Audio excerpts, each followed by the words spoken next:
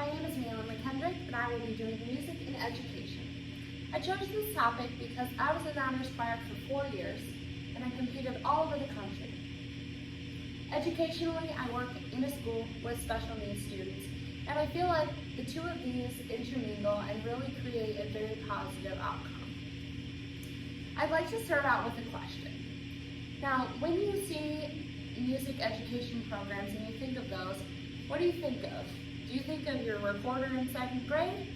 Or do you think of competitive choir and band in high school? We're going to dive deeper into what education looks like with music now. What that looks like, what students are learning, what instruments are they using, what does that look like?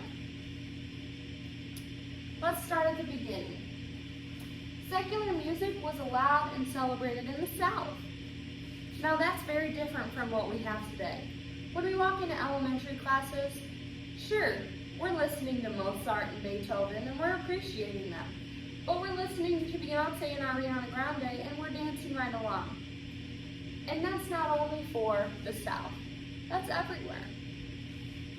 Music education was limited to the wealthy. That's not like it is today.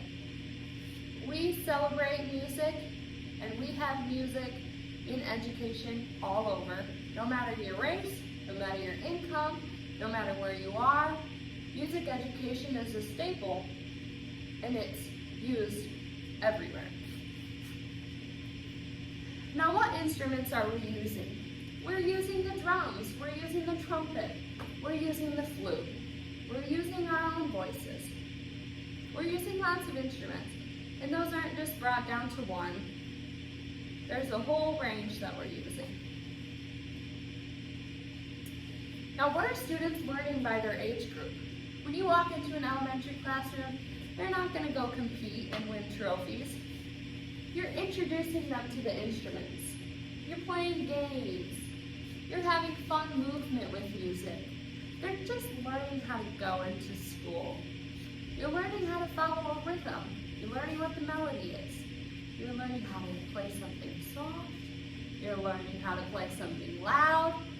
You're learning the difference. Now, while you may not know the terms, you're still learning what they are. Now, in middle school, this is where we introduce band and choir. You're learning the proper way to take care of your instruments, how to clean them, how to put them in their case, how to take them home properly. You're learning how to follow sheet music. Now this is when you learn the lines, the names of the spaces and the lines. You're learning what the G clef and the treble clef are. You're learning all of those terms, decrescendo. You're learning all of these terms so that you can properly play in a group. Now when you get to high school, you're competitively performing band and choir. You're in music theory classes, you're learning all the nitty-gritty. You're in specific instrument courses. Now, we're not doing general music anymore. This is when you're in guitar classes. This is when you're in piano classes. This is when you're in honors choir competing across the country. This is tailored in high school to what you really want to do.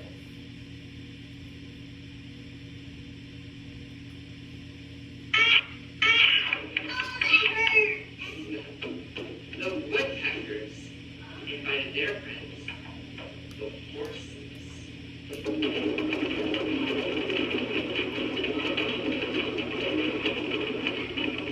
And the horses invited the big, strong, the big, strong, ginormous elephant. So in this example, you're seeing elementary kids learning to play on the drums. Now they're following along with what the teacher's doing. They're learning how to be loud, how to be quiet, piano, forte. And while they may not know those terms, they're saving those sounds in the back of their head for middle school, which is when they really start to learn those terms. Now there's many benefits, just a few that I specifically think are the best. It's a great stress relief. Now, school's pretty stressful. So when we go to music class, it gives us a chance to let that frustration out to let that anxiety out and really just play music. It's our outlet for creativity. This allows us to be who we want to be and express things that we may not be able to have expressed verbally, but we can through music. We're developing listening skills, we're introducing new languages, we're memorizing. Music can be used to help memorize many things. We can learn the days of the week, we can learn different languages. Elementary kids are learning the cleanup song, and that's encouraging them to clean up with their friends who are singing along.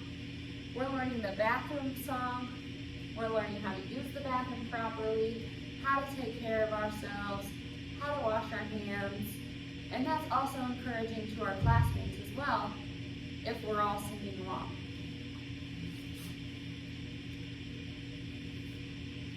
Lunes, martes, miércoles, jueves y viernes, sábado, domingo, los días de la semana. This is an example of learning something through song. So this was used in a Spanish class, and it's just a great way to learn things through song that maybe we wouldn't have caught on before, but because of the rhythm and the catchy tune, we're able to memorize it, and that can help us moving forward. Now, statistics. Graduation rates increase in schools with music programs from 72 to 90%. Our attendance rates are increasing from 84 to 93%. These are awesome statistics, and this should be encouraging to all classes and schools to really get a music education program. Because of these statistics and these rising numbers, our students are succeeding because of this program. So we really need to keep these programs around because they're doing great things for our kids. Now, music in an inclusion classroom.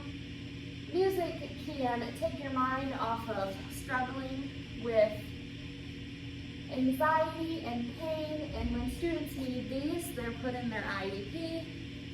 This can help students with autism, cerebral palsy, ADHD, and students who lack from self-confidence. I think that's most important because when you walk into that classroom, that's what you love to do, and that's your time to shine.